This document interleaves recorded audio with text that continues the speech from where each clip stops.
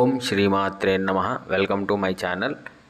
ఆఖరి రోజు వారాహి అమ్మవారి చివరి పూజ ఉద్వాసనలో భాగంగా మీరు పెట్టిన తాంబూలం అయితే తాంబూలం పెట్టేసిన తర్వాత అమ్మవారికి క్షమాప్రార్థన చెప్పాలి. అపరాధ సహస్రాన్ని క్రియంతే అహర్నిశం మయా దాసోయమితి మాం మత్వా క్షమస్వ పరమేశ్వరి.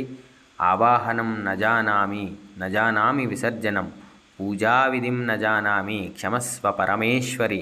మంత్రహీనం క్రియాహీనం భక్తిహీనం పరాత్పరే యత్పూజితం మయా దేవి పరిపూర్ణం తథాస్తుతే.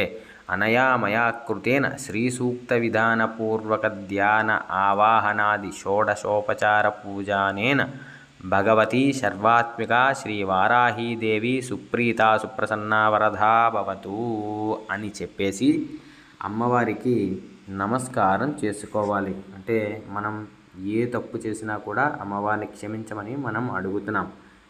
ఈ యొక్క క్షమాప్రార్థన అయిన తర్వాత మీరు అమ్మవారి దగ్గర పెట్టిన పుష్పాలు కానీ అక్షంతలను కానీ కుంకాన్ని కానీ తీసుకొని ఇప్పుడు క్షమాప్రార్థన అని కనిపిస్తున్న చూడండి స్క్రీన్లో. సహస్రపరమాదేవి శతమూలా శతాంకుర సర్వగుం హరతు మే పాపం దుర్వాదుస్వప్న నాశిని. శ్రీ వారాహీదేవ్యై నమః ప్రసాదం శిరసా గృహ్ణామి అని చెప్తూ క్షమాప్రార్థన తర్వాత ఈ యొక్క అమ్మవారి ప్రసాదాన్ని తీసుకొని ఆ తల మీద వేసుకోవాలి. అక్షంతలు తీసుకొని తల మీద వేసుకోవాలి. అదేవిధంగా పువ్వు తీసుకొని తలలో పెట్టేసుకోండి. అదేవిధంగా మీరు పెట్టిన తమలపాకులు ఏదైతే తాంబూలం ఉందో అది జాగ్రత్తగా పట్టుకొని దాంట్లో బెల్లం వేసి ఆ తమలపాకులను ఆఖరిలో తినేసేయండి. ఇప్పుడు ఉద్వాసన మంత్రాన్ని చెప్తున్నాను.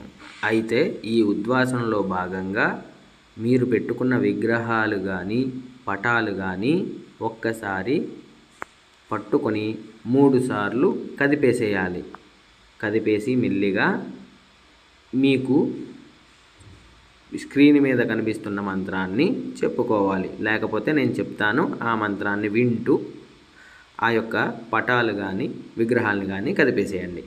ఓం ఇది ఉద్వాసన మంత్రం ఇదం పూజా మయా దేవి యథాశక్త్యుపపాదితాం రక్షార్థం త్వం సమయదయా వజ్రస్థానమనుత్తమం. ఓం శ్రీ వారాహీదేవ్యై నమః. యథాస్థానముద్వాసయామి. దేవదేవస్య అనంతభోగమస్తు. శోభనకాలే పునరాగమనాయ చ. మళ్ళీ పునరాగమనాయ చ అని ఒక 3 సార్లు పునరాగమనాయ చ అని అనుకుని నమస్కారం చేసుకోండి అమ్మవారిని. ఎందుకంటే ఇప్పుడు అమ్మవారి పూజ చేసేసుకున్నారు కదా, ఉద్వాసన చెప్పేసి ఎక్కడి నుంచి అమ్మవారిని పిలుచుకొచ్చి మనం ప్రాణప్రతిష్ఠ చేసామో విగ్రహంలో అయితే ఫోటోనైతేనేమి వాటిని ఉద్వాసన అంటే అక్కడి నుంచి అమ్మ నువ్వు ఇంతవరకు చూసుకున్నావు కదా, యథాస్థానం ఉద్వాసయామి, ఇప్పుడు నీ స్థానానికి నువ్వు వెళ్ళిపో అనేసి ఉద్వాసన మంత్రాన్ని చెప్పేసాము. చక్కగా అమ్మవారిని ఆశీర్వదించి వెళ్ళిపోమని మనం చక్కగా ఉద్వాసన చెప్పాము. అంటే అమ్మ అక్కడ పెట్టుకున్న దగ్గర నుంచే వెళ్ళిపోవాలి కానీ మన మధ్యలోంచి కాదండి, అది ఒకటి గుర్తుంచుకోండి. ఇంకా చక్కగా మీ పని మీరు చేసుకోండి. అమ్మవారి ఫోటోలన్నీ కూడా దేవుడి దగ్గర పెట్టేసుకోండి. విగ్రహం పెద్దదైతే నిత్య దీపారాధన చేస్తూ ఉండండి. వీలైన వాళ్ళందరూ కూడా ఫోటోలో పెట్టుకున్నారు కాబట్టి ఇబ్బంది లేదు, దేవుడి దగ్గర పెట్టేసేయండి. రోజు కూడా వీలైతే ఒక పువ్వు పెట్టుకొని అమ్మవారిని పూజ చేస్తూ ఉండండి. శ్రీమాత్రే నమః.